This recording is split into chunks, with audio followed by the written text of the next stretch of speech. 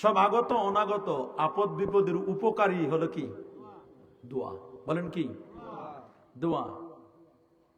বর্তমান বলতেছে যে 8 রিক্টার স্কেলে না 8 মাত্রার ভূমিকম্প বা 9 মাত্রার ভূমিকম্প। বিজ্ঞানী সব আবিষ্কার করতে পারছে, বাট আজ পর্যন্ত কোনো বিজ্ঞানী বলতে পারে না যে অমুক দিন এতটার সময় ভূমিকম্প হবে। এটা এখন পর্যন্ত কোনো বিজ্ঞানী আবিষ্কার করতে পারে না। মানুষের এত সায়েন্স টেকনোলজি এত কিছু, কিন্তু আল্লাহ তাআলা আবার এই জিনিসটা জানাই দিয়েছেন কিছু প্রাণীর মাঝে। সুবহানাল্লাহ বলেন। সাপ জানে কখন ভূমিকম্প হবে, বিড়াল জানে কখন ভূমিকম্প হবে, কুকুর জানে কখন ভূমিকম্প হবে, খাটাস যেগুলো আছে বেজি বলে না, ওরা জানে, শিয়াল শৃগাল জানে, এরা জানে কখন পৃথিবীতে ভূমিকম্প হবে। কখনো কখনো তারা 12 ঘন্টা আগে লোকালয় ছেড়ে তারা নিরিবিলি নিকুঞ্জ পরিবেশে সেফ জোনে চলে যায়। কখনো তারা রাস্তায় নেমে আসে, হাজারো ফুটেজ আছে, সাপ আগে জানছে। সাপের কাছে তারা সুপার কম্পিউটারের মেশিন লাগিয়ে দেখছেন বছরের পর বছর যে তারা কিভাবে জানে, কোন পদ্ধতিতে তারা জানে। অথচ মানুষ, আমরা আশরাফুল মাখলুকাত, আমরা জানি না। কথা বলে, আমরা তো মনে করি আমরা অনেক কিছু জানি, কি আমরা মনে করি না? কিন্তু আমি দেখি যে আমরা কিছুই জানি না। আমরা একটা মৌমাছির কাছে ফেল। কার কাছে? মৌমাছির কাছে, ছোট্ট একটা মৌমাছির কাছে আমরা ফেল হয়ে যাই। মৌমাছি যে তার মৌচাকটা বানায়, বিজ্ঞানীরা বলেছেন, কার্লভন ফ্রেইস অস্ট্রিয়ার একজন বিজ্ঞানী, ওনার একটা লেখা বই আছে, ওটার উপর নোবেল পেয়েছেন, দ্য ড্যান্সিং বি, নেচে যাওয়া মৌমাছি। মৌমাছির নামে কোরআনে সূরা আছে, সূরাতুন নাহল। সুবহানাল্লাহ বলেন। আল্লাহ কোরআনে বলছেন, ওয়াওহা রাব্বুকা ইলান নাহলি أن اتخذي من الجبال بيوتا ومن الشجر ومما يعرشون ثم كلي من كل الثمرات فاسلكي سبل ربك ذللا يخرج من بطونها شراب مختلف ألوانه فيه شفاء للناس।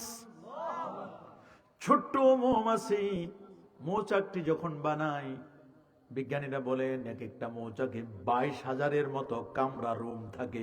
সুবহানাল্লাহ। এত সুন্দর করে ডিজাইন করে, ঝড় হোক, তুফান হোক, ভূমিকম্প হোক, গাছ পড়ে যেতে পারে, বাট মৌচাকটা কখনো পড়বে না। এমন মৌমাছির মধ্যে সুপার গ্লু আল্লাহ তার মুখের মধ্যে দিয়ে দিলেন। 12 কেজি 13 কেজি মধু নিয়ে মৌচাকটা ঝুলে থাকে।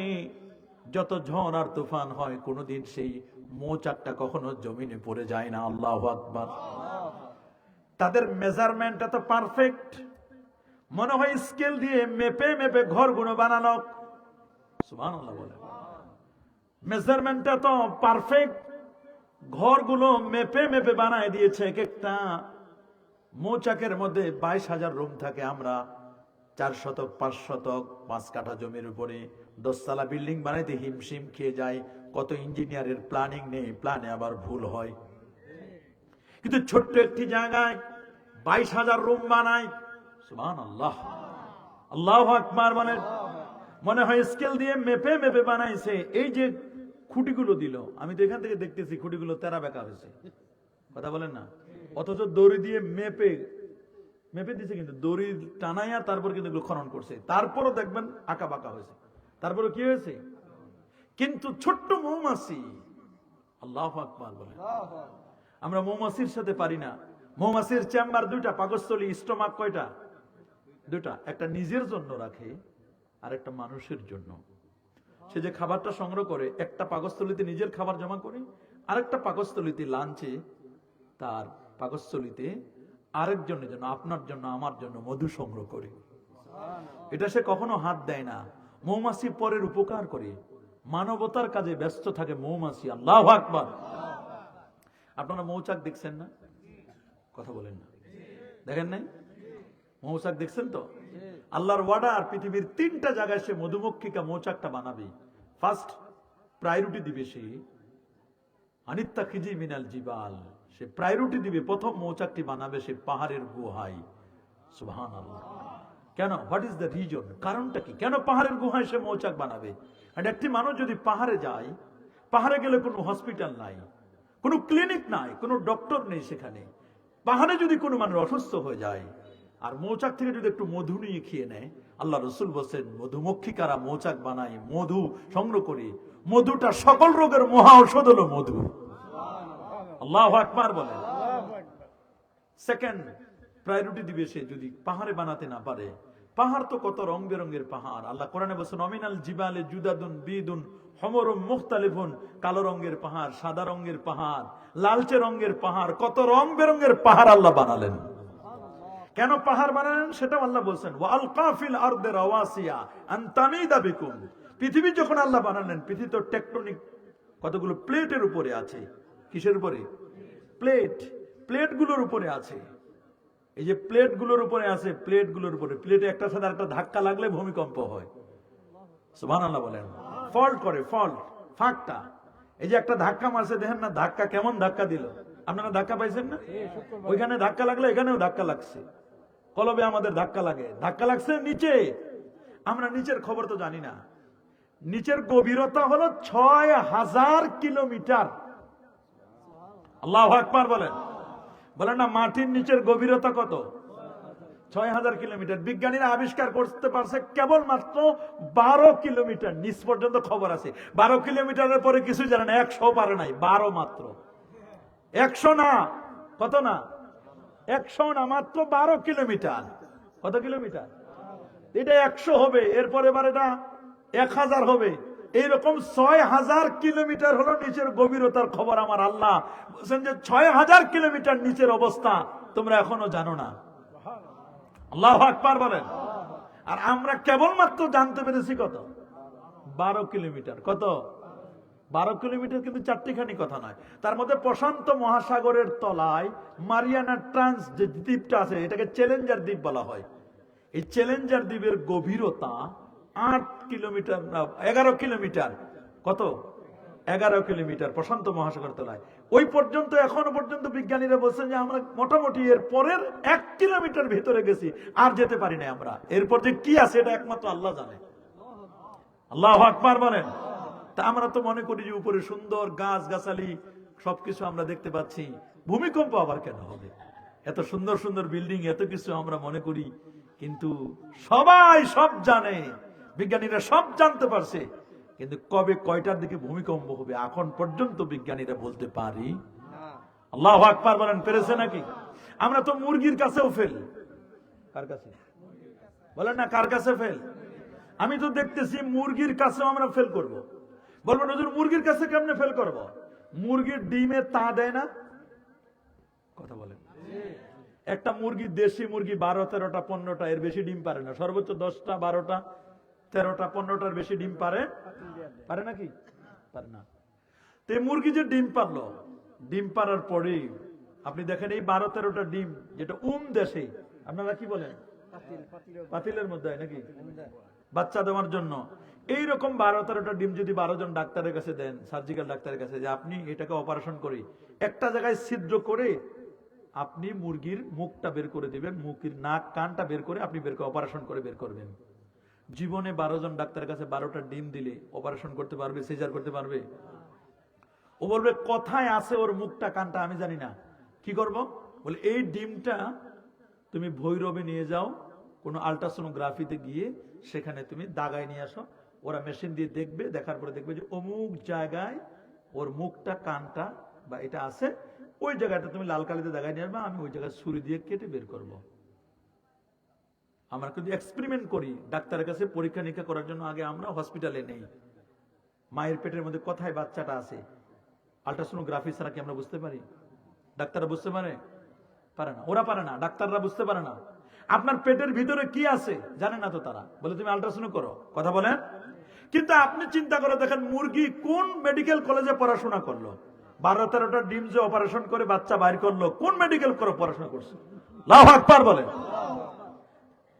আপনি 10 বছর 12 বছর পর্যন্ত ইন্টার্নি করে এত কিছু করার পর একটা মুরগির ডিমটা সিজার করে বাচ্চা বাইর করতে পারেন না, কিন্তু মুরগির মধ্যে কোনো অপারেশন থিয়েটার নাই, চাকু নাই, মেশিন নাই, বিদ্যুৎ নাই, কিচ্ছু নাই। আপনার ঘরের ভিতরে একটা দিবে, তা দিবে, বাচ্চা বের করবে, পাতিলার মধ্যে বসাই দিবেন আপনি খের দিয়ে, দেখবেন যে আপনি চাঁদের শেষ হয়ে দেখবেন যে 15 দিন পর 20 দিন পরে মুরগির বাচ্চা চ্যাঁ চ্যাঁ করে বের হয়ে আসবে। আল্লাহু আকবার বলেন। আপনাকে দিলে আপনি এটা বের করতে পারেন না, তাহলে মুরগির মধ্যে অপারেশন থিয়েটার পদ্ধতি জ্ঞান কেমনে করতে হয়, ও আস্তে করে তার 2টা ঠোঁট দিয়েছেন আল্লাহ তাআলা, ওই ঠোঁটটা দিয়ে সে মুরগির ডিমটাকে ছিদ্র করে সেখান থেকে বাচ্চা সিজার করে বাইর করে। আল্লাহু আকবার বলেন। তবে যে মুরগির ডিমটা অহংকার করে যে না আমি ওখানে বসবো না, আমি মুরগির কাছে ভিতরে ফায়েজ দিব না, তাওয়াজ্জু নিব না, যে ডিমটা অহংকার করে, ওই ডিমটা একটু দূরে দূরে থাকে না, মুরগিটা থেকে কি থাকে, দূরে থাকে। যে ডিমটা দূরে থাকে ওই ডিমটা পচে যায়, বাচ্চা হয় না, ফুটে না, বাচ্চা ফুটে, বরং ওই ডিমটা ফাটালে আশপাশে গন্ধ ছড়ে যায়। তো যারা মাহফিলকে কেন্দ্র করে দূরে থাকে, মাহফিলে আসতে চায় না, দেখবেন এগুলো পচা মানুষ। আমার গবেষণা, ওরা পচা মানুষ, দেখবেন ওদের কলব পচে গেছে, কলবে নাই, পচা মানুষ। কি মানুষ এদের? আপনি ফাটাই দেন, মরবেন, গন্ধ ছুটবে, মরলে কি করবে? পচা মানুষ। এই জন্য আপনাকে মনে রাখতে হবে, আপনি সবসময় ভালো জিনিসের টাচে থাকতে হবে, থেরাপিতে থাকতে হবে। সুবহানাল্লাহ বলেন। সহবতে থাকতে হবে। আল্লাহু আকবার। ভালো জিনিসের সাথে অ্যাটাচমেন্ট, কানেক্টিভিটি আপনার যত ভালো থাকবে, তত আপনি বলে যে ছোট ছোট বাচ্চাদের কোন ধরনের কোনো ওষুধ লাগবে না। বলে বাচ্চাদের ওষুধ কি, শিশুদের ওষুধ কি? বলে শিশুদের ওষুধ হলো মায়ের চুমু। সুবহানাল্লাহ বলেন। মা যদি কোনো বাচ্চাকে চুমু দেয়, এটা তার জন্য হায়ার অ্যান্টিবায়োটিক। আল্লাহু আকবার। জ্বর হয়েছে, চুমু দেন, দেখবেন অটোমেটিক সুস্থ হয়ে যাবে। মায়ের চুমুটা, মায়ের আদরটা বাচ্চার জন্য এটা বড় হায়ার অ্যান্টিবায়োটিক। আল্লাহু আকবার বলেন।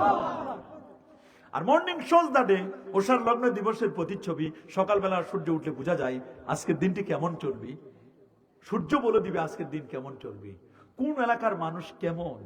আমরা রাস্তা থেকে নামার সাথে সাথে আমি বলে দিতে পারি এলাকার মানুষের অবস্থা কেমন।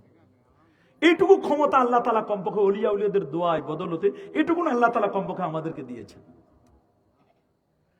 যে এলাকায় আল্লাহর ওলি নাই, সেই এলাকার মানুষ আদব শিখে না।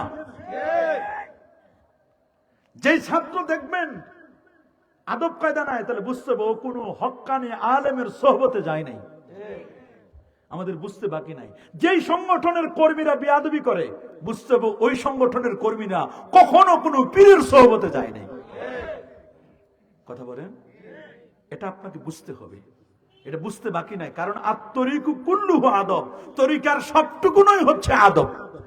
বলেন তরিকার সবটুকুনই কি? বলেন তরিকার সবটুকুনই কি?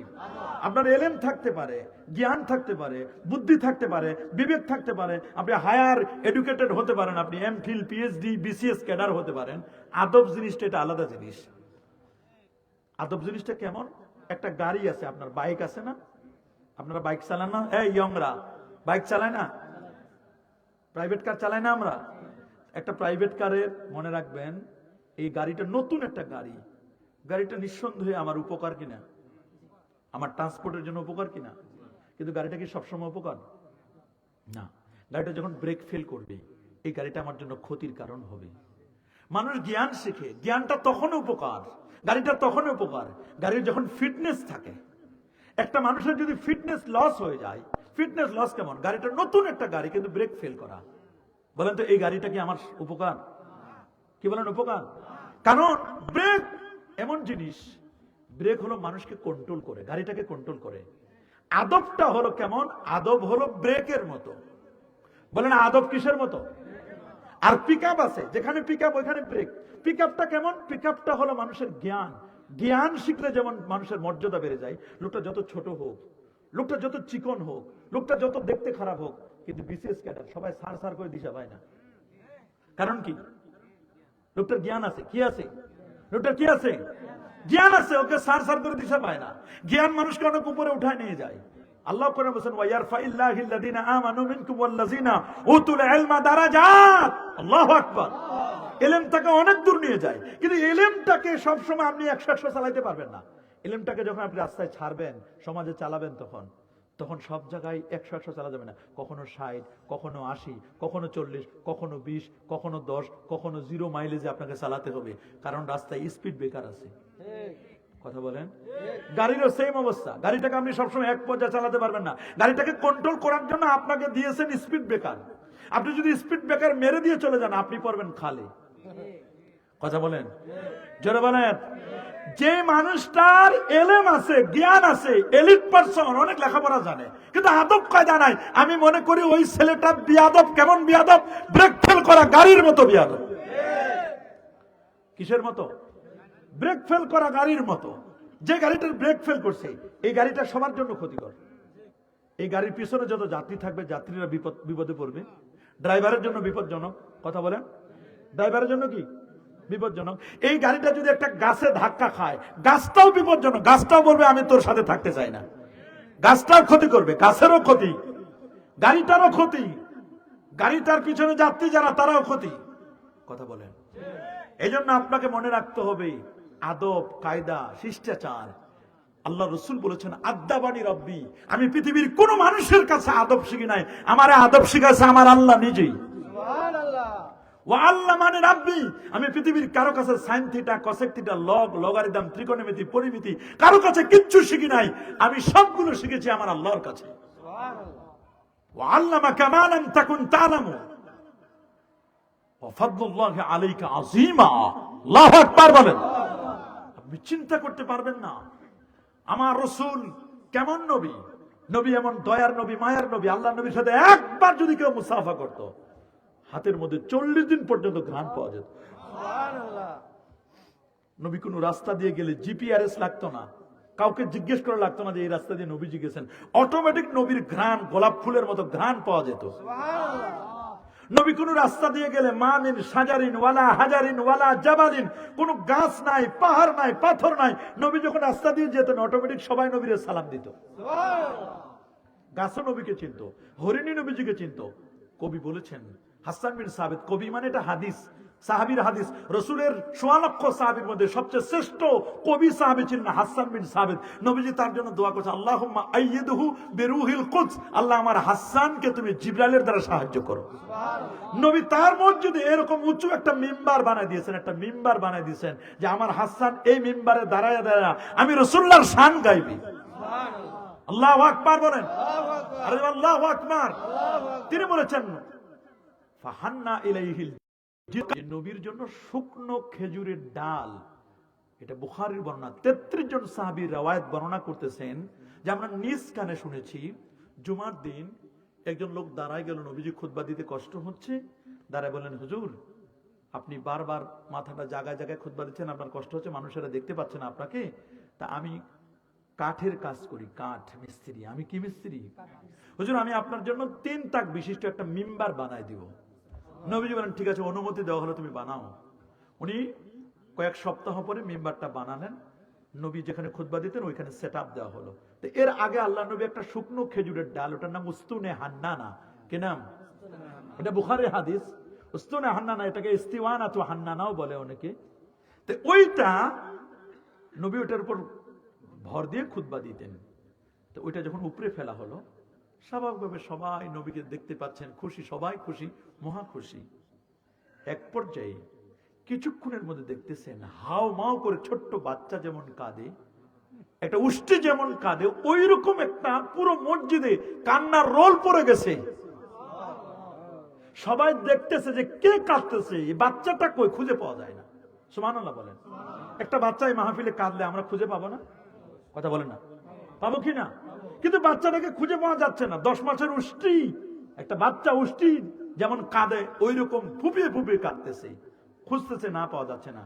পরে নবীজি বলেন তোমরা খুঁজে পাবা না, এই যে শুকনো খেজুরের ডাল এতক্ষণ আমার স্নেহে ছিল, মায়ায় ছিল, আমার মহব্বতে ছিল, আমার সোহবতে ছিল, এটা যখন আমার থেকে একটু দূরে হয়ে গেল তখন এটা কান্না শুরু করেছে। 33 জন সাহাবী বলেন আমরা নিজ কানে তার কান্না শুনেছি, শুকনো খেজুরের ডাল নবীকে কত ভালোবেসেছে। নবীজি শুকনো খেজুরের ডালটাকে বুকের মধ্যে জড়িয়ে ধরে বললেন তুমি কি চাও সেটা বলো, তুমি কি আমার সাথে আখেরাতে জান্নাতে থাকতে চাও নাকি দুনিয়াতে থাকতে চাও? বলে হুজুর আমি দুনিয়া না, আমি আপনার সাথে জান্নাতে থাকতে চাই। ওটা তো স্থায়ী। আমরা হলে বলতাম যে দুনিয়া দেন, আমরা হলে বলতাম কি? রাসূলের একজন সাহাবী ছিল, সহিহ হাদিস, রবিয়া আল আসলামি।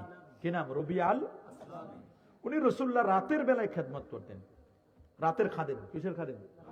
উনার খেদমতের কাজ ছিল মাত্র 3টা। কয়টা?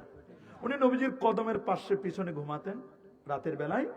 তো ওই সময় নবী যদি ইস্তেঞ্জা করার, বাথরুম ওয়াশরুমে যাওয়ার প্রয়োজন হতো, নবীর জন্য ঢিলা কুলুক পাথর রেডি করে দিতেন। নবীর জন্য 2টো বদনা পানি, লোটায় পানি, 1 লোটায় রাখতেন উজুর পানি, আর 1 লোটায় রাখতেন বাথরুমের পানি। সুবহানাল্লাহ। এই কাজগুলো করতেন। একবারের বেশি ডাক দেওয়ার প্রয়োজন হতো না। তো এতদিন ধরে খেদমত করেন, আল্লাহ নবী বলেন সাল্লি, আমার কাছে যে এত খেদমত করো, আমি তোমাকে কিছুই দিতে পারি নাই, আজকে আমার কাছে কিছু চাও, আমি তোমার কিছু একটা দিব। ও তো গরিব সাহাবী, বলে আমি কি চাইবো হুজুর আপনার কাছে, কি চাইবো? উনি প্রথম দিন কিছুই চাইতে পারলেন না। নবীজি দ্বিতীয় দিন বলেন আরো কিছু চাও, বলো কিছু চাও। বলে হুজুর আমি কি চাইবো আপনার কাছে, আপনি যে আমার দোয়া দিচ্ছেন এটা তো অনেক। বলে না, চাও। তখন তৃতীয় দিনই বলল ইন্নী মুরাফাকাতুকা ফিল জান্নাহ। হুজুর আমি কিছুই চাই না, এই যেমন দুনিয়াতে যেমন আপনার পায়ের নিচে আমি একটু শুয়ে থাকি রাতের বেলায়, সেম টু সেম আমি হুজুর জান্নাতে আপনার পাশে শুয়ে থাকতে চাই। আচ্ছা বলেন এটা কিছুই চাই না, আবার কিন্তু এমন চাওয়া চাইছে, এর চেয়ে আর পৃথিবীর চেয়ে এর চেয়ে বেশি চাওয়া আর আছে নাকি? আল্লাহু আকবার বলেন। মুরাফাকাতুকা ফিল জান্নাহ, হুজুর আমি আপনার সাথে জান্নাতে থাকতে চাই। ও ভালো করে জানে যে আল্লাহর নবী পৃথিবী না, মানে সবচেয়ে 8 জান্নাতের সবচেয়ে শ্রেষ্ঠ জান্নাতে সে থাকবে, নবীজি থাকবেন। এবং ওই জান্নাতে নবীজি ঘরে থাকবেন, যে রুমে থাকবেন ওইটার সিটে ওটার পাশে একটু থাকবে সে। আল্লাহু আকবার বলেন। নবীজি বলেন তুমি অন্য কিছু চাও, এইটা চাইছো, আমি নবী, নবীদের স্তর আছে, নবীর একটা জায়গায় থাকে সিদ্দিক, শহীদ, সোহাদা, সালেহিনরা, এদের একটা স্তর আছে, তুমি আমার সাথে থাকতে চাও, নবীদের স্তর তো আলাদা।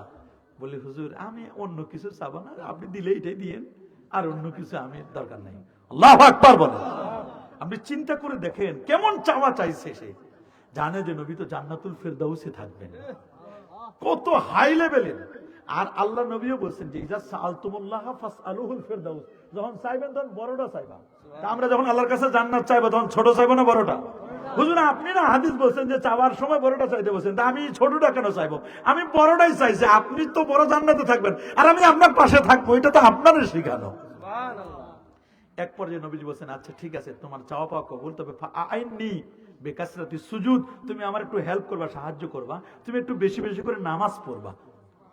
তুমি যদি বেশি বেশি করে নামাজ পড়তে পারো তাহলে নামাজের বদৌলতে আমি তোমারে আমার পাশে রাখতে পারবো। আল্লাহু আকবার বলেন। আরো জোরে আল্লাহু আকবার। দোয়া এটা এমন একটা জিনিস পৃথিবীতে লাগে না, শুধু একজনের দোয়া লাগে না, তিনি আমার আল্লাহ। বলেন দোয়া লাগে না কার? বলেন সবাই বলেন। কারণ কি? কারণ হলো আল্লাহু গানি, আল্লাহ বলেন আমি অমুখাপেক্ষী, আমরা সবাই মুখাপেক্ষী। পৃথিবীর সবচেয়ে ক্ষমতাধর প্রেসিডেন্ট, রাশিয়ার বলেন, আমেরিকার বলেন, এদের বাথরুম পরিষ্কার করে লোক লাগে না? চুল দাড়ি এগুলো কাটার জন্য লোক লাগে না? কি বলেন? দাড়িতে কলপ করার জন্য লোক লাগে না? ফেস ওয়াশ করার জন্য লোক লাগে না? গোসল করায় দেওয়া, খাওয়া দাওয়া কত লাগে কিনা? কত রকমের কাজে তাদের লাগে। মানে সবাই আমরা কারো না কারো মুহতাজ। এখানে একজন মানুষ নাই যে হুজুর আমি কারো কিছু সহযোগিতা লাগবে না, বলতে পারবেন? এমনকি আল্লাহর নবীও না, নবীও হেল্প নিয়েছেন না। সুবহানাল্লাহ। নবীর খাদেম ছিল না? ছিল। নবীজি নিজেও দোয়া চেয়েছেন। সুবহানাল্লাহ। হযরত ওমর রাদিয়াল্লাহু তাআলা গেছেন নবীজির কাছে, হুজুর আপনি আমার জন্য একটু দোয়া করবেন, আমি উমরায় যাচ্ছি। নবীজি বলেন ওমর তোমার জন্য আমি দোয়া করব, কোনো প্রবলেম নাই, তবে ওয়ালা তানসা ফি দুআইকা ইয়া ওমর, ওমর তুমি যখন মাকাম ইব্রাহিম, জমজম কূপ, যখন তুমি হাতিমে কাবা, সাফা মারওয়ায় যখন যাবে দোয়া কবুলের জায়গায়, ওয়ালা তানসা ফি দুআইকা ইয়া ওমর, ওমর রে তোমার দোয়া কবুলের জায়গা আমি রাসূলুল্লাহকে ভুলে যেও না। সুবহানাল্লাহ। চিন্তা করে দেন রাসূলুল্লাহ কিন্তু দোয়া চেয়েছেন। আর নবীজি বিদায় বেলা জীবনের শেষ সময় তিনি বলছেন ওমর, আলী দুজনের কাছে আসেন, আমার একটা সালাম কর্নামক অঞ্চলে, ইয়ামানের কর্ণ অঞ্চলে একজন ব্যক্তি আসবে, তার হাতের মধ্যে একটা দাগ থাকবে, বসন্তের দাগ, এই লোকটারে যদি পাও তাহলে আমার সালাম দিবা, আর কিছু লাগবে না, শুধু এতটুকু বলবে যে আল্লাহ নবী আপনাকে সালাম দিয়েছেন আর আল্লাহ নবী আপনার কাছে তার উম্মতের জন্য দোয়া চেয়েছেন। আল্লাহু আকবার বলে। নবীজি তার উম্মতের জন্য দোয়া চেয়েছেন, নবীজি নিজের জন্য দোয়া চেয়েছেন, উম্মতের জন্য দোয়া চাইছেন। আল্লাহু আকবার। দোয়া লাগে না কার? আল্লাহ। আমাদের সবার দোয়া লাগে কিনা? আচ্ছা, অনেকে বলতে পারেন যে শয়তানের দোয়া লাগে কিনা? শয়তানেরও দোয়া লাগছে। শয়তানের তিনটা দোয়া, তিনটা জিনিস আল্লাহর কাছে চাই নিছে। কে? বলেন বলেন বলেন, আরো জোরে বলেন। শয়তান কইছে আল্লাহ আমার তো মারদুদ অভিশপ্ত বানালেন। শয়তানের কি জ্ঞানের কমতি ছিল? বলেন। মুআল্লিমুল মালায়েকা, ফেরেশতাদের টিচার ছিল, কিন্তু ছিল না আদব, ব্রেকটা ছিল না। ব্রেক না থাকার কারণে শয়তানের কোনো দাম নাই। একটা গাড়ির যদি ব্রেক না থাকে ওই গাড়ির কোনো ব্যবহারযোগ্য। শয়তানের কোনো দাম নাই, কারণ শয়তানের আদব নামক ব্রেক ছিল না। ওটা ব্রেক ছাড়া শয়তান। কথা বলেন, ব্রেক ছাড়া। এই মিস্টার ইবলিস আল্লাহর কাছে তিনটা জিনিস চাই নিছে। কইছে আল্লাহ আমার তিনটা জিনিস দেন। বলে কি? আমার কিয়ামত পর্যন্ত হায়াত দেন, যেন আজরাইল আমার ডিস্টার্ব না করে। যা তোরে দিলাম, এটা তোমার চাওয়া? বলে হ্যাঁ, আমি এটা দোয়া করি আপনার কাছে, আমার এটা দেন। আল্লাহ বলেন দিলাম। বলে আর কি? দ্বিতীয়টা কি? আল্লাহ আমি যেন মানুষের রগে রগে চলতে পারি। এই বনি আদমের কারণে আমার এই অবস্থা, এদের রগে রগে আমি চলবো, এদেরকে শয়তানি আমার ওয়াসওয়াসা ওদেরকে দিব। আল্লাহ কইছে যা, এটাও দিলাম। শয়তান মহা খুশি, রগে রগে চলবো, কিয়ামত পর্যন্ত হায়াত, এর চেয়ে আর কি চাওয়া পাওয়া আছে? শয়তান বলছে এবার সবাইরে জাহান্নামে নিয়ে ছাড়বো। আল্লাহ কয় পারবি না, বেশি বেয়াদবি করিস না, পারবি না। বলে কেন? কয় আল্লাহ আমি এই লোকটার 100 বছর পর্যন্ত গুনাহ করাবো, 150 বছর পর্যন্ত গুনাহ করা। কয় তুই তো 150 বছর পর্যন্ত গুনাহ করাবি, 150 বছর পর্যন্ত গুনাহ করার পরে যদি খালি মাহফিলে এসে সোনাকান্দার হুজুর, শশিনার হুজুর বা অমুক হুজুর এসে খালি যদি তওবা করে যদি রব্বানা জালামনা বলেন, তাহলে 90 বছরের গুনাহ, 80 বছরের গুনাহ, 150 বছরের গুনাহ, 90 বছরের গুনাহ 9 সেকেন্ডে আমি আল্লাহ মাফ করে দিব। শয়তানকে আল্লাহ তাহলে এত দিন ধরে যে খেদমত করলাম, লোকটারে আমি লাইনে আনলাম, 90 বছরের সব খেদমত আমার 9 সেকেন্ডে শেষ, তা আমার ব্যবসা পুরা লস। শয়তানের ব্যবসা পুরা কি? বলে সব লস, তাই লাভ কি আমার? বলে তুই এই জন্য শয়তান। শয়তান কইছে আল্লাহ মাতা লাস্ট আরেকটা দোয়া আপনার কাছে আরজি, এটা দেন। বলে কি লাগবে?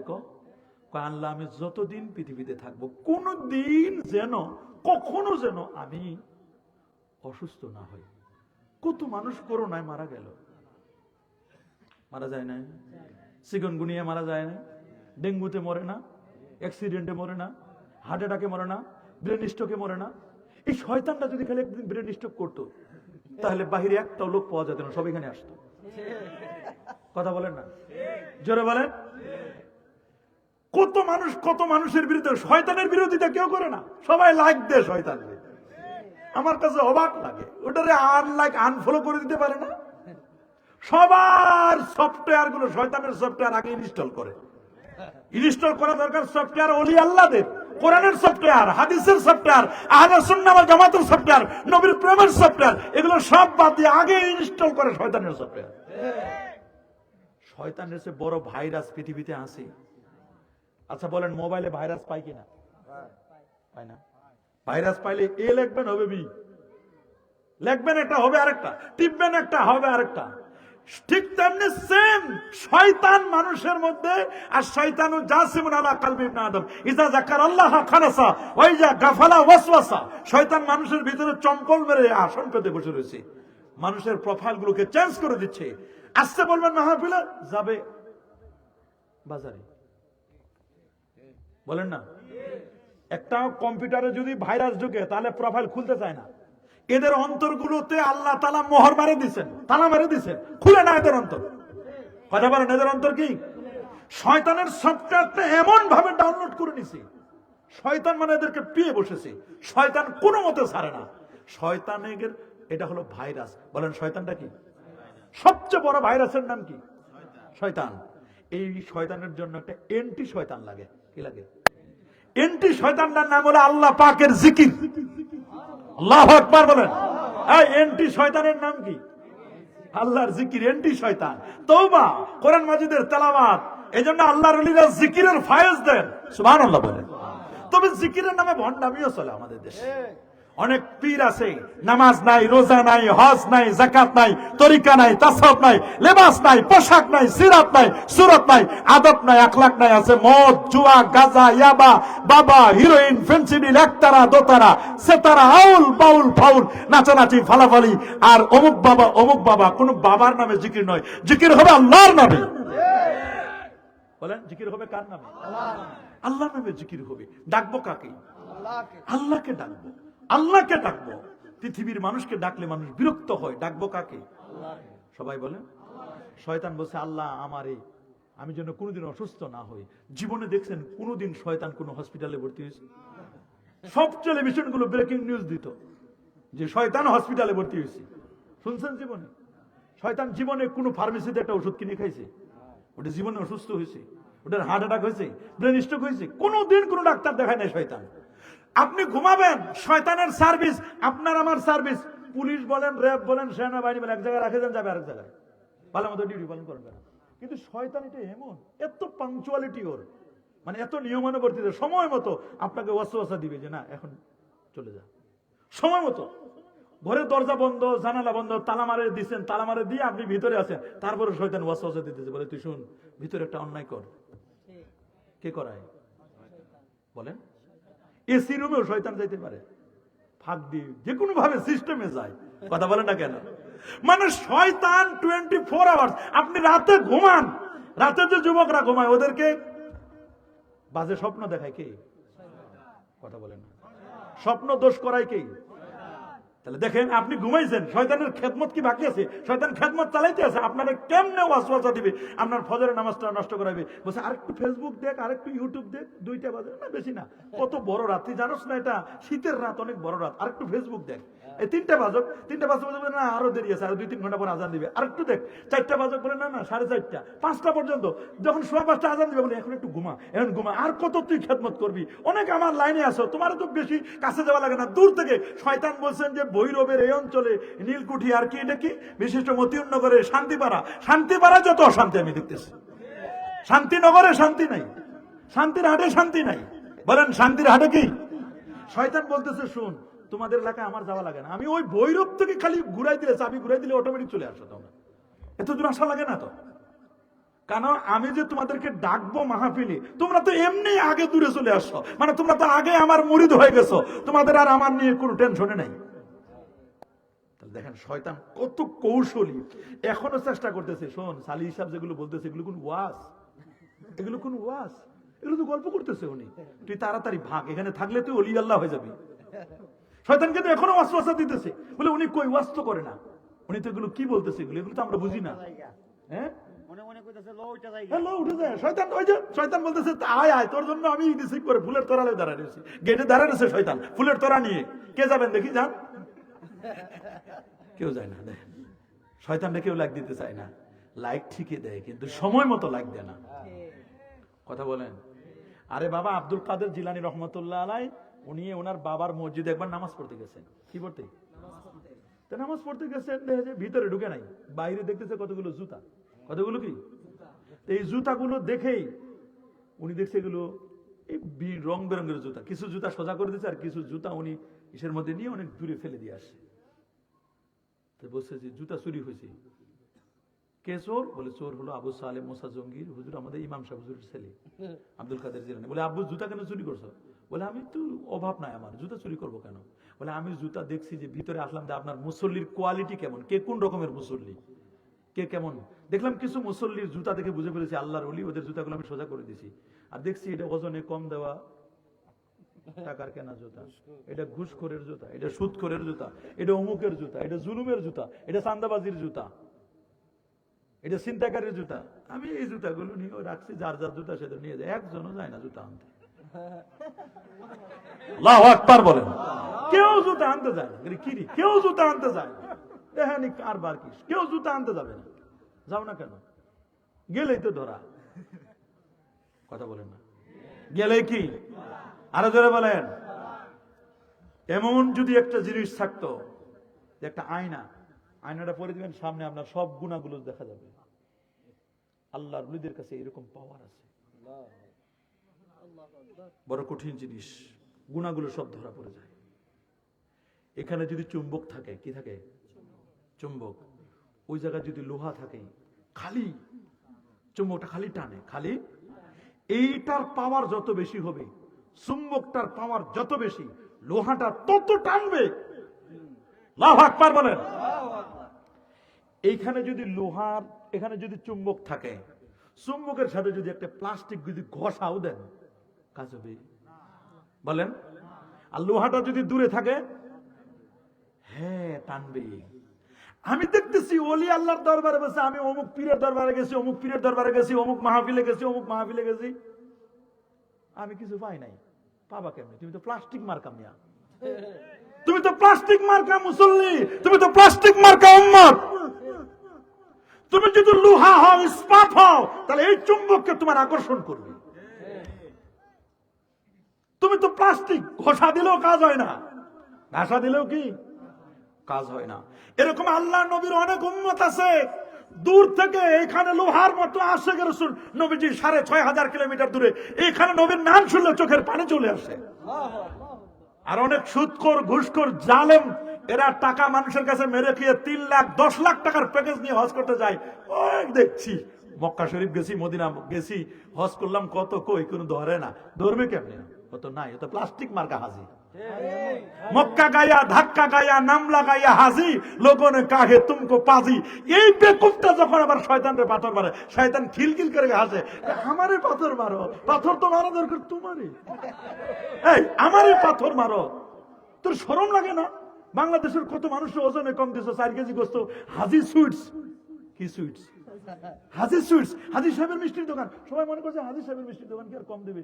কিনছে 4 কেজি, হয়েছে 3.5 কেজি। হাজি সাহেবের গোস্তের দোকান, হাজির গোস্ত, হাজির বিরিয়ানি। ওরে বাপ, সবাই তো হাজি সাহেবের, দেখেন না নাম হাজি, হাজি সাহেবের না, কিন্তু কত বিশ্বাস করে গেছি। কিন্তু দেখা যায় না, সব উল্টা। 20 মন রড কিনছে, হয়েছে 18 মন, 2 মনে শেষ। কে আর রড ওজন করতে যায়? কেউ কথা বলেন না। এই যে তৈল কিনি, গ্যাস কিনি, গাড়িতে তৈল কিনি, আমরা চাইলাম এত টাকার তৈল দাও, তৈল দিল না, বাতাস দিল না, কি দিল? মেশিনের ভিতরে আমরা কেউ ঢুকি না। কথা বলেন। নাম তো কি সুন্দর, সোনার মদিনার পাম্প। আহারে সোনার মদিনা পাম্প, মদিনার বিক্রি করে খায়। কথা বলেন, আরো জোরে বলেন। আহারে কি অবস্থা মানুষের দেখেন।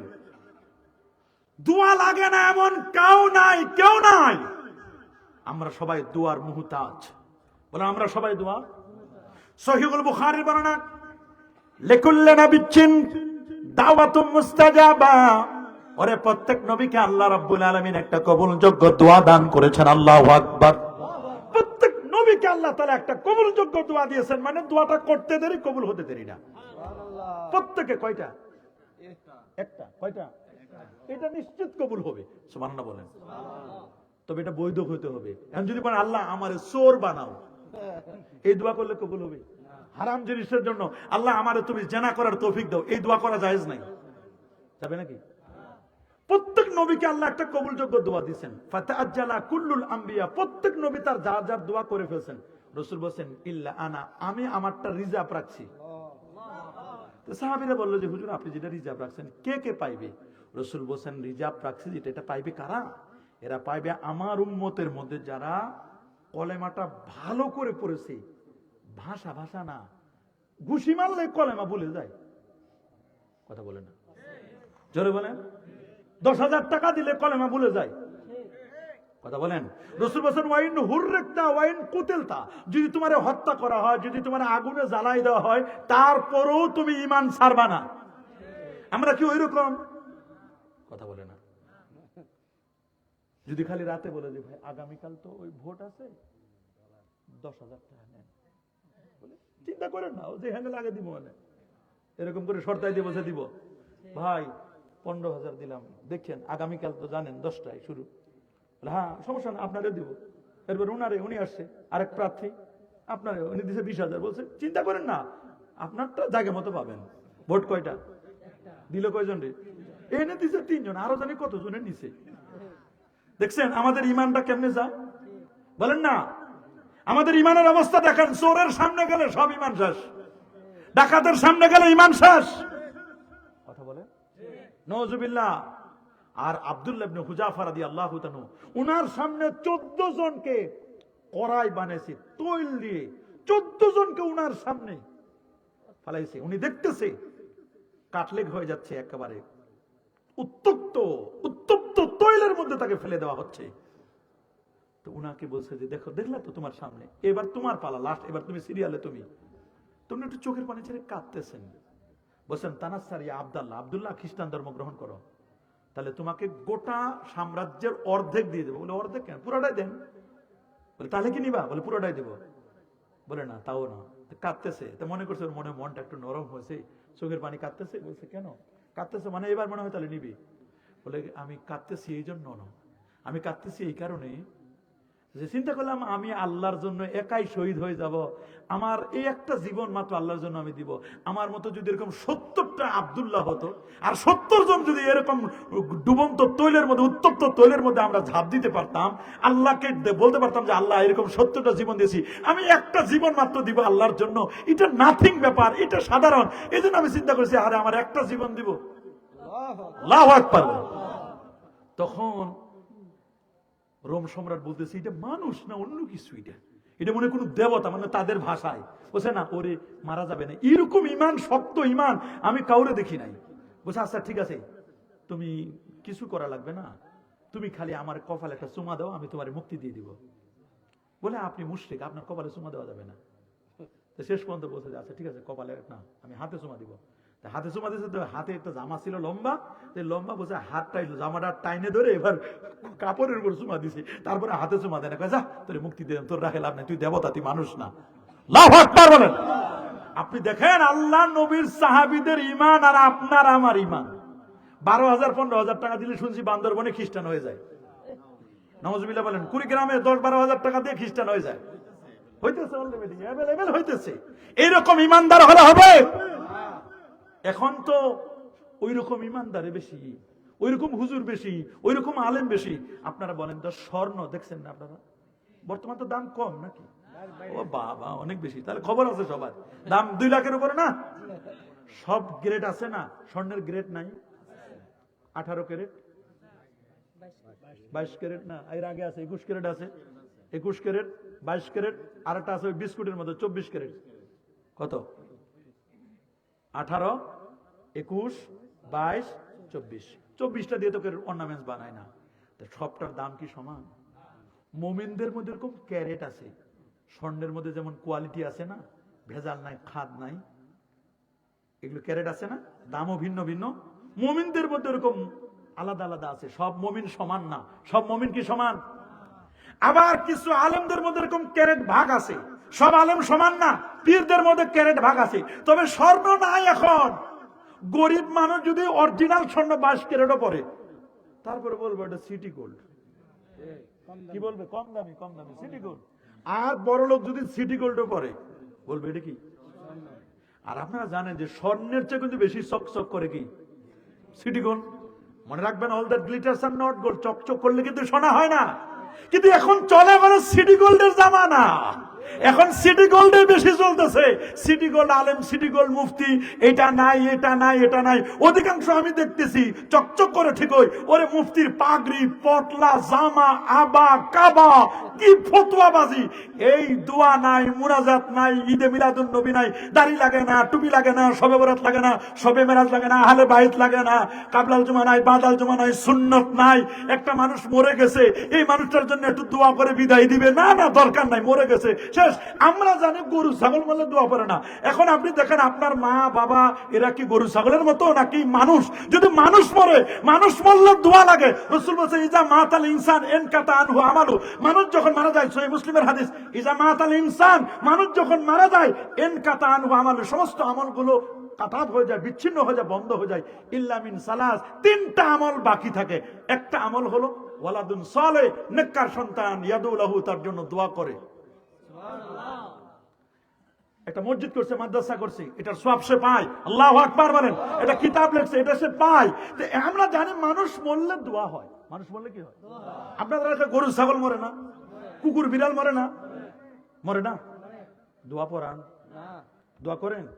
যদি মানুষ মরলে দোয়া হয়, কি যারা আছেন দোয়া লাগে না, লাগে না, লাগে না, দোয়া নাই নাই নাই নাই, কথা বলেন না? এরকম একদল মানুষ আছে না? আমি জানি না এদের মা এদের আত্মীয় স্বজনদেরকে তারা কি মনে করে, এদেরকে কি মানুষ মনে করে না নাকি? আমি তো মনে করি যে এরা মানুষই মনে করে না। হ্যাঁ, দোয়া করার সিস্টেম আছে। রাসূল বলেন 3টা জিনিস ডিলে করবে না। কয়টা? জোরে বলেন। কয়টা? 3টা। এক, মেয়ে বড় হয়েছে তাড়াতাড়ি বিয়ে দাও, জেনা ব্যভিচার লিপ্ত হতে পারে। নামাজের ওয়াক্ত হয়েছে তাড়াতাড়ি নামাজ পড়ো, মরে যেতে পারে তুমি। 3, কোন মানুষ মারা গেছে তাড়াতাড়ি তার জানাজা গোসল দিয়ে জানাজা দিয়ে তাড়াতাড়ি তাকে দাফন করে দাও। আল্লাহু আকবার বলেন। আর যেমন আল্লাহু আকবার।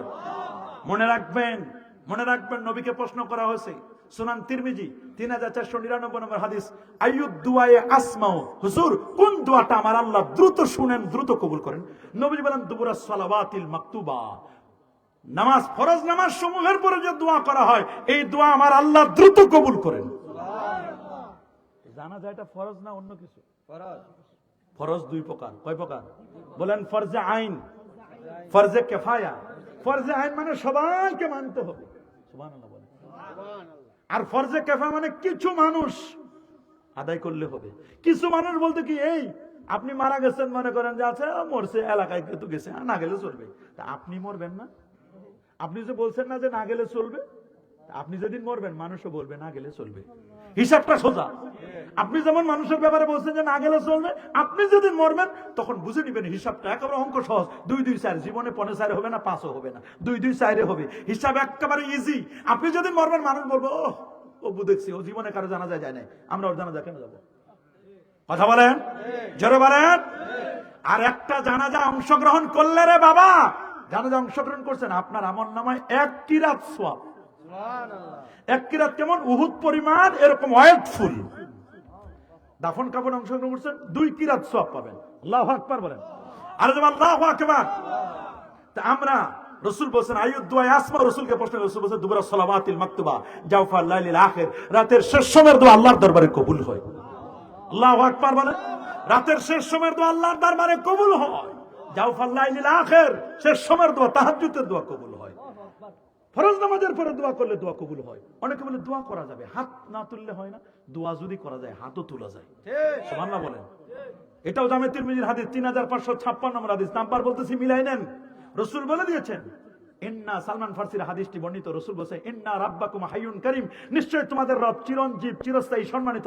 ইজা রাফাআর রাজুলু ইলাইহি ইয়াদাইহি, তোমাদের কেউ যখন আল্লাহর দরবারে দুটো হাত তুলে মুনাজাত করে, ইয়াস্তাহি, আমার আল্লাহ লজ্জাবোধ করেন, আইয়ারুদ্দাহুমা সিফরান খায়বাতান, আল্লাহর শর্মিন্দা লাগে যে আমার বান্দা আমার কাছে চাইলো আর আমি তারে খালি হাতে কেমনে ফেরত দিই।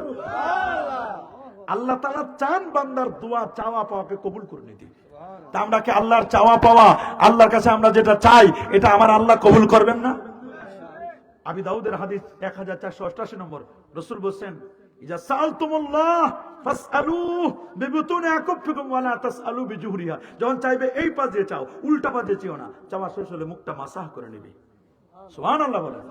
চাওয়া শেষ হলে মুখটা কি করব? এই যে নুটটা লাগাই দেবেন। কারণ বিজ্ঞান বোঝ প্রমাণ করছেন, ডান হাতে আছে 18, 1 আর 8 আরবিতে লেখা আছে, প্রত্যেকের হাতে 18 লেখা আছে। ডান হাতে লেখা আছে 1 আর 8 18, বাম হাতে লেখা আছে 8 আর 1 81, 81 আর 18 কত? 99। 8 আর 1 যোগ করলে কত? 9। 1 আর 8 যোগ করলে কত? 9 9 99। লিল্লাহি আসমাউল হুসনা ফাদু বিহা, আল্লাহ 99টি নাম আছে, এই নাম নিয়ে তোমরা দোয়া করো। প্রত্যেকটা হাতের মধ্যে বান্দা যখন চায়, একটা রে, একটা রেশমি এক্স রে, রে মানে আলো, আলো চলে আসে। এই হাত যখন তুলে তখন আল্লাহর সাথে সম্পর্ক তৈরি হয়ে যায়। আল্লাহু আকবার বলেন। এই জন্য বান্দা চাইবে কার কাছে? আরো জোরে, কার কাছে?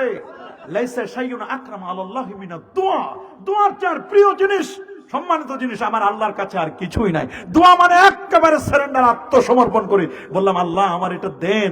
যখন সব শেষ, সর্বশেষে আমরা মুহতাজ হই কার দিকে? বলেন কার দিকে? তাহলে দোয়া লাগবে কিনা? অনেকে বলে জানাজা, এটাই তো একটা দোয়া। আর কিসের দোয়া লাগে? জানাজা কি দোয়া না নামাজ? নামাজ। বলেন জানাজা দোয়া না নামাজ? কারণ দোয়া পূর্ব দিকে করা যাবে না, যাবে না? পশ্চিমে, পূর্ব দিকে, উত্তরে, দক্ষিণে, বিনা উজুতে করা যাবে না দোয়া? যাবে, কোনো সমস্যা নাই। আচ্ছা, বিনা উজুতে কি জানাজার নামাজ পড়া যাবে? উত্তর দিকে যদি কেউ জানাজা পড়ায়, ওই ইমাম সাহেবরে কেউ ছাড় দিবে? বলেন, কে বলেন ছাড় দিবে? দোয়ার কোন ফরজ নাই, ওয়াজিবও নাই। সুন্নত তরিকা হলো দোয়াটা উপরের দিকে করতে হবে, দোয়ার মধ্যে আগে দুরূদ শরীফ পড়তে হবে, হালাল খাবার খাইতে হবে, এগুলো কতগুলো আদব আছে দোয়ার, কিন্তু ফরজ নাই। আছে নাকি? জানাজার নামাজের ফরজ হলো দুইটা। কয়টা? কিয়াম করা ফরজ, দাঁড়ায় জানাজা পড়তে হবে, তাকবীর গুলো ফরজ। আল্লাহু আকবার বলেন। জানাজার তাকবীর কয়টা বলেন? যদি একটা তাকবীর বেশি হয় হবে, একটা কম হলো, ওটা পূরণ করে নিতে হবে আপনাকে। সাবধান, জানাজার নামাজ তাকবীর গুলো ঠিক রাখবেন। হ্যাঁ, অনেক সময় আস্তে আস্তে দেখেন দুই তাকবীর ছুটে গেছে, আমরা দোয়া নিয়ে ব্যস্ত হয়ে যাই। দুই তাকবীর ছুটে গেলে আপনি তাকবীর গুলো আদায় করে নেবেন। সালাম ফিরাবেন যখন ইমাম সাহেব সালাম ফিরাবেন, আসসালামু আলাইকুম রাহমাতুল্লাহ, সালাম আলাইকুম, আপনি তাড়াতাড়ি তাকবীর গুলো আদায় করে তারপর আপনি সালাম ফিরাবেন। দোয়াগুলো পড়া শর্ত না, দোয়াগুলো না পড়লে আপনার কোনো গুনাহ হবে না, কিন্তু তাকবীর গুলো ফরজ, এগুলো দিতে হবে আপনার। আল্লাহু আকবার বলেন। তাকবীর গুলো আদায় করবেন, তাকবীর গুলো কি করবেন?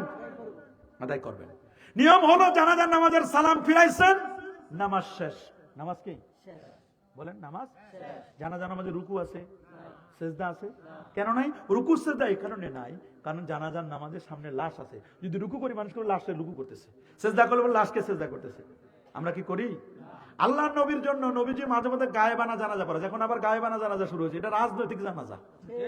কি জানাজা? রাজনৈতিক জানাজা আছে এখন, গায়েবানা জানাজা, লাশ নাই কিছু না। আল্লাহু আকবার। আছে না এরকম? হ্যাঁ, আল্লাহ নবী জীবনে দুইবার জানাজা পড়াইছিলেন। দুইজনের ব্যক্তি, রাসূলকে বলা হলো, হুজুর লাশ কই? বলছে, তোমরা দেখো নাই? আমি তো 2500 কিলোমিটার দূরে লাশ আমার চোখের সামনে দেখতে পাচ্ছি। এটা রাসূলের জন্য স্পেশাল। আল্লাহু আকবার। আরে আল্লাহু আকবার। জানাজা একবার হয় ভালো। জানাজা কয়বার? কোন কারণে যদি কোনো ওলি, মানে মাইয়েতের বড় ছেলে, মাইয়েতের হয়তোবা চাচা অথবা মাইয়েতের বাবা, এরকম ওলি যিনি অভিভাবক, উনি যদি কোনো কারণে জানাজা পড়তে না পারে, উনি যদি মনে করে যে আমি আরেকবার জানাজা পড়াবো, তাহলে উনি আরেকবার পড়াতে পারবেন। ওলি যদি না পারে, ওলি পড়ে ফেললে আর জানাজা দোহরা দ্বিতীয়বার পড়ার কোনো প্রয়োজন। জানাজার নামাজ সালাম ফিরেছেন, জানাজার নামাজের সালাম ফিরানোর পরে সূরা ফাতিহা 3 বার, সূরা ইখলাস 10 বার বা কয়েকবার দুরূদ শরীফ পড়ে আপনি সংক্ষিপ্ত আকারে দোয়া করবেন, এটা জায়েজ। আর দাফনের পরে দোয়া করা, এটা হলো সুন্নাত। আল্লাহু আকবার বলেন। তবে হ্যাঁ, কাতার ভাঙতে হবে। আপনি জানাজার নামাজের পরে ওই কাতারে দোয়া করা যাবে না। জানাজার নামাজের পরে কাতারটা ভেঙে গোল করে বসে তারপর আপনি দোয়া করবেন, জায়েজ আছে। আল্লাহু আকবার বলেন। এটাকে বেদাত বলার কোনো সুযোগ নাই। বেদাত বলে বেদাতে হাসানা বলতে পারবেন, বেদাতে সাইয়্যা বলার কোনো সুযোগ নাই। আল্লাহু আকবার। আরে যে আল্লাহু আকবার। তাহলে আপনারা দোয়া করবেন কি করবেন না? কি আমরা দোয়া বিশ্বাসী কিনা? এই দোয়ার কথাটা আমি বললাম। দ্বিতীয় আরেকটা বিষয়, সেটা হলো আমরা ঈদে মিলাদুন নবী সাল্লাল্লাহু আলাইহি ওয়াসাল্লাম উদযাপন করি। করি কি করি না? ঈদ মানে খুশি, মিলাদ মানে জন্ম, নবী তো নবী। নবীর জন্মে আমরা খুশি হই। সুবহানাল্লাহ বলেন। নবীর জন্ম কোন মাসে? রবিউল আউয়াল মাস। কোনো ইখতিলাফ নাই, কি নাই? মতবিরোধ নাই। নবীর কোন দিনে জন্মগ্রহণ করছে? কোনো মতবিরোধ নাই, সোমবার। সহিহ মুসলিমের হাদিস, সুইলা রাসূলুল্লাহ সাল্লাল্লাহু আলাইহি ওয়াসাল্লাম আন সাওমি ইয়াউমিল ইসনাইন। নবীজিকে জিজ্ঞেস করলো, সোমবার দিন রোজা রাখা যাবে কিনা? নবীজি বলেন, না, সোমবার রোজা রাখা না যাবে না। ফিহি উলিদতু, এটা দোকানের চা, ঠিক না? দোকানের চা খাওয়া যাবে না। বুঝছি, ঠিক আছে। নবীজির জন্ম কি বারে? সোমবার। এ নিয়ে কোনো মতবিরোধ নাই। নবীজির জন্ম তারিখটা নিয়ে মতবিরোধ। কেউ বলছেন রবিউল আউয়ালের 2 তারিখ, কেউ বলছেন 5 তারিখ, কেউ বলছেন 7 তারিখ, কেউ বলছেন 8 তারিখ, কেউ বলছেন 9 তারিখ, কেউ বলছেন 10 তারিখ, সর্বশেষ বলছেন 12 তারিখ। কত ইখতিলাফ আছে না নাই? তবে প্রসিদ্ধ মত হলো, সবার প্রসিদ্ধ মত হলো 12 রবিউল আউয়াল, 570 খ্রিস্টাব্দে 12 রবিউল আউয়াল সোমবার সুবহে সাদেকের সময় আল্লাহ নবী পৃথিবীতে শুভাগমন করেছেন। আল্লাহু আকবার। আল্লামা ইমাম জাহেদ আল কাউসারি রাহমাতুল্লাহ আলাইহি উনি বলছেন, যেহেতু 12 তারিখের পরে আর কোনো মত নাই, সুতরাং 12 তারিখটাকে ধরে আমরা সারা ওয়ার্ল্ডে, পৃথিবীতে এটা উদযাপন করা হয়। আল্লাহু আকবার। ঈদুল ফিতর, ঈদুল আযহা, এটা শরীয়তের ঈদ, এটা শারীরিক ঈদ। এই ঈদের নামাজ আছে, এই ঈদের খুতবা আছে, এই ঈদের তাকবীর আছে, এই ঈদের এক ঈদে আছে সাদাকাতুল ফিতর, আরেক ঈদে আছে কুরবানি। এটা হলো শরীয়তের ঈদ। কিন্তু আল্লাহ নবীর জন্ম খুশি হওয়া, এটা আবিধানিক অর্থে ঈদ। আপনার ছেলেটা গোল্ডেন A+ পাইছে, আপনি খুশি না? এই খুশিটাকে আরবিতে বলে ঈদ। কি বলে? কি বলে? ঈদ। কি বলে? ঈদ। তো এই ঈদ বলতে তো কোনো বাধা নাই। এমন এমন ঈদ আছে, মনে করেন 25 বছর পরে আপনার আব্বা বিদেশ থেকে আসে, তা ছেলেটা ঈদুল ফিতর, ঈদুল আজহার চেয়ে বেশি খুশি হবে না? কি বলেন, বেশি খুশি হবে না? তো ওইটা হলো শরীয়তের ঈদ, আর এটা হলো ওনার আবিধানিক ঈদ। আবিধানিক মানে অভিধানগত দিক থেকে, মানে এমনি স্বাভাবিকভাবে ঈদ। তো এই যে ঈদ, এই ঈদের কি নামাজ আছে? তো এই ঈদ আর ওই ঈদ কি এক? তো ওই ঈদ আর এই ঈদ, আপনি এই ঈদকে ওই ঈদের সাথে মিলাই দিচ্ছেন কেন? কারণটা কি? মিলাচ্ছেন কেন? তাহলে বুঝতে হবে এখানে ডাল মে কুছ কালা হয়। আপনি এই ঈদটাকে ওই ঈদের সাথে কেন মিলাচ্ছেন? আমরা তো শরীয়তের ঈদের সাথে এই ঈদকে আমরা মিলাই না। কি বলেন মিলাই? আমরা তো মিলাই না। তো যদি এই হয় তাহলে আশুরাটাকে হাদিসের মধ্যে ঈদ বলা হয়েছে, তা আশুরা নামাজ কয় রাকাত? বলেন না, জুমার দিন ঈদের দিন না? জুমাতে ঈদ, এই ঈদের নামাজ কই? বলেন না, এই ঈদের নামাজ আছে? কারণ আমরা যে জুমার দিন আমরা 2 রাকাত নামাজ পড়ি, এটা তো হলো 4 রাকাত জোহরের পরিবর্তে। 2 রাকাত হলো নামাজে, আর 2 রাকাত হলো খুতবায়। বলেন না, এ বাবা 2 রাকাত কিসে? নামাজে। আর 2 রাকাত কি? এই মোট 4 রাকাত না? তো জুমার দিন যে ঈদের দিন, এটার আলাদা নামাজ কই? বলতে পারবেন না? সুনান ইবনে মাজার মধ্যে হাদিস রয়েছে, রাসূল বলেছেন ইন্না ইয়াউমাল জুমআতি সাইয়্যিদুল আইয়াম, নিশ্চয় জুমার দিন সপ্তাহের শ্রেষ্ঠতম দিন। ও আফদালু ওয়া আযামু মিন ঈদিল আযহা ওয়া ঈদুল ফিতর। ওই জুমার দিনটা এইজন্য শ্রেষ্ঠ, ওটা ঈদুল আযহা ঈদুল ফিতরের চেয়ে উত্তম। জুমার দিন যদি ঈদুল আযহা ঈদুল ফিতরের চেয়ে উত্তম হয়, কারণ ফিহি খুলিকা আদম, আদম নবীর জন্ম, আদম নবীর ইন্তেকাল, আদম নবী এই দিন আল্লাহ তাআলা তাকে maaf করে দিয়েছেন। সুবহানাল্লাহ বলেন। এই জুমার দিনের যদি এত ফজিলত হয়, তো জুমার দিন যে ঈদের দিন, রাসূল বলেছে এটা ঈদুল আযহা ঈদুল ফিতরের চেয়ে উত্তম। তো জুমার দিনের আলাদা নামাজ কই আছে? আমরা যে 2 রাকাত পড়ি, এটা তো হলো জোহরের 2 রাকাত খুতবায়, আর 2 রাকাত হলো নামাজে। আলাদা কই? আলাদা তো আমরা দেখি না। তোমরা আগে জুমার দিনের ঈদের, জুমার দিন ঈদ, এই ঈদের নামাজ দেখো, আমরা ঈদুল ফিতর, ঈদে মিলাদুন নবীর নামাজ দেখাবো। আগে ওইটা প্রমাণ করে, এটা আমাদের সহজ। আল্লাহু আকবার বলেন, আরো যেমন আল্লাহু আকবার। কারণ আমাদের কাছে তো দলিল আছে। আল্লাহ নবী যখন মেরাজে যাচ্ছিলেন, কোথায়? কথা বলেন। মেরাজে যখন যাচ্ছিলেন, যাওয়ার সময় আল্লাহ নবীকে জিবরিল আমিন বলেন, হুজুর আপনি এখানে নামেন। বলে এটা কোন জায়গা? বলে এটার নাম ইয়াসরিব, এখানে 2 রাকাত নামাজ পড়েন। বলে কেন? বলে এই জায়গা আপনি হিজরত করবেন। সুবহানাল্লাহ। ভালো লাগার জায়গা মদিনা। বলেন না, ভালো লাগার জায়গা কোথায়? মদিনা। কি মদিনা যাইতে মন চায় না? আল্লাহুম্মা হাব্বিব ইলাইনাল মদিনা। এরপর নবীজি বোরাকে করে আবার সামনে গেলেন, এখানে নামেন, 2 রাকাত নামাজ পড়েন। নামাজ পড়েন। বলে আতাদরি আইনা সাল্লাইতা, আপনি কি জানেন কোথায় নামাজ পড়ছেন? বলে না। বলছে এটা বাইতা সাল্লাইতা বাইতা লাহমিন, আপনি বাইতুল লাহামে নামাজ পড়ছেন, মানে বেথেলহাম ফিহে উলিদা ঈসা, এটা ঈসা নবীর জন্মের জায়গা। ঈসা নবীর জন্মের জায়গা আপনি নামাজ পড়ছেন 2 রাকাত। তো ঈসা নবীর জন্মের জায়গা যদি 2 রাকাত নামাজ পড়ে, ওখান থেকে বরকত নেওয়া যায়, তো নবীর জন্মের জায়গা বরকত পাওয়া যায় না? আরে বেটা, ঈসা নবী হতো না যদি আমার নবী না হতো। কুল কায়নাতের কিচ্ছু হতো না যদি আমার নবী না হতো। আল্লাহু আকবার বলেন, আরো যেমন আল্লাহু আকবার। এটা আপনাকে বুঝতে হবে। নিজের মেয়ের বিয়েতে খুশি, ঈদের দিন খুশি, নিজের ভাই আসছে করাচিতে, ওইটা খুশির দিন না হারে। নিজেদের ব্যাপারে সব ঠিক, নিজের বেলায় 16 আনা, আমাদের বেলায় কানা। নিজের বেলায় 16 আনা, আমাদের বেলায় কি? নিজের দলের প্রতিষ্ঠা বার্ষিকীতে র্যালি করে, মাথা এখানে লাগাই দিয়া কত কিছু লাগাই দিয়ে খুশির দিন নিজের দলের প্রতিষ্ঠা বার্ষিকীতে মিছিল করে, র্যালি করে। আমরা নবীর জন্য একটু র্যালি করি, মানুষকে জানাই দিই যে আজকের দিনটা নবীর জন্মদিন, আমরা এটা নবীকে স্মরণ করব।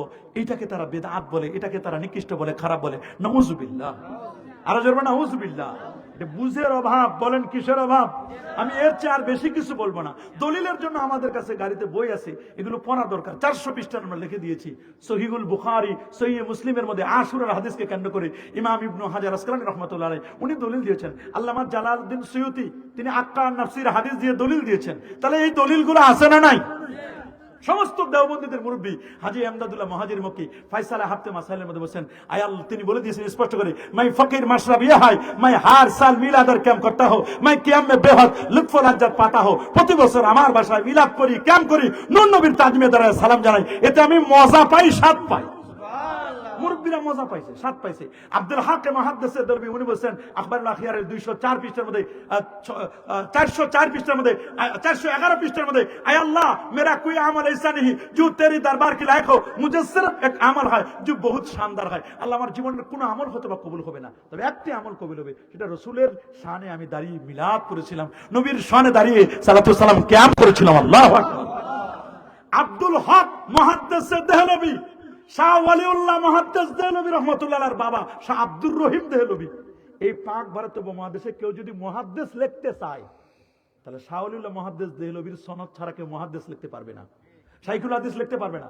উনি বলছেন আমার বাবা শাহ আব্দুর রহিম দেহলভি আব্দুর রুসামিন ফি মাউলিদিন নবীল আমিন এই কিতাবের মধ্যে উনি এনে দিয়েছেন স্পষ্ট করে যে এমন কোন বছর নাই, প্রত্যেক বছরে আমার আব্বা নবীর জন্মদিনে ঈদে মিলাদুন নবীর অনুষ্ঠান করতেন।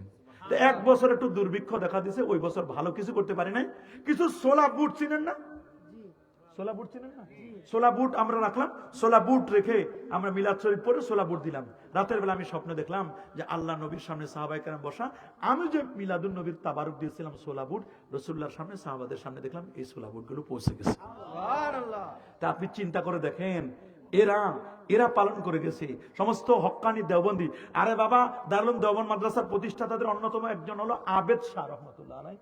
উনি বলছেন 325 টাকা 325.10 রুপি উনি এতটুকু চান্দা কালেকশন করে দারুল দেওবন্দ মাদ্রাসা যেদিন প্রতিষ্ঠা করে তার প্রতিষ্ঠার দিনে মিলাদ কিয়াম করে ওটা শুরু করেছিলেন। শুরুটাই তো হলো মিলাদ কিয়াম দিয়ে। লেখাপড়া তো আগে তো এটা ইতিহাস জানতে হবে, তারা তো সবাই এগুলো করেছিলেন। এখন আমরা নতুন প্রজন্ম এসেছে কেন ভুলে গেলাম আমি বুঝি না। এতে এগুলো যদি বাদ দেন তাহলে তো মানুষ ঘর বাড়ি উদ্বোধন করার সময় ডিজে পার্টি করবে। কথা বলেন, আগে ঘর বানাইছে ডিজে, আগে মিলাদ শরীফ পড়ছে, ঘর উদ্বোধন করছে মিলাদ শরীফ পড়ছে, এমনকি ক্ষেতের মধ্যে ধান লাগাবে ওই দিনে মিলাদ শরীফ পড়ছে। ছেলে বিদেশে যাবে মিলাদ শরীফ পড়ছে, ছেলেটা দাখিল পরীক্ষা দিবে এসএসসি দিবে মিলাদ শরীফ পড়াও, বাবা মা মারা গেছে মিলাদ শরীফ পড়াও। এখন এগুলো উঠাই দিছে, কোথায় দিব বলে মাদ্রাসায় দাও। কেন এলাকাবাসীর হক নাই? খালি তুমি মাদ্রাসায় নিচ্ছ মিয়া, এলাকাবাসীর হক নাই? এলাকাবাসীর হক নাই? এলাকাবাসীর হক আছে। এই জন্য বুঝে শুনে কাজ করবেন, কারোর সাথে আমাদের দুশ্মনী নয়। আমরা মাযহাবে হানাফি মাযহাব এই পর্যন্ত হাত দেবো, হাত বাঁধবো নাভির নিচে, দুপায়ের মাঝখানে 4 আঙ্গুল ফাঁক থাকবে। ইমাম সাহেব কেরাত করলে আমাদের কেরাত লাগবে না। আমাদের তারাবি হবে 20 রাকাত। কয় রাকাত? বেতন নামাজ পড়বেন 3 রাকাত। কয় রাকাত? 3 রাকাত বেতন নামাজ পড়বেন। আশুরা পালন করবেন, সবে মেরাজ পালন করবেন, সবে মেরাজ পালন করবেন, ঈদে মিলাদুন নবী পালন করবেন।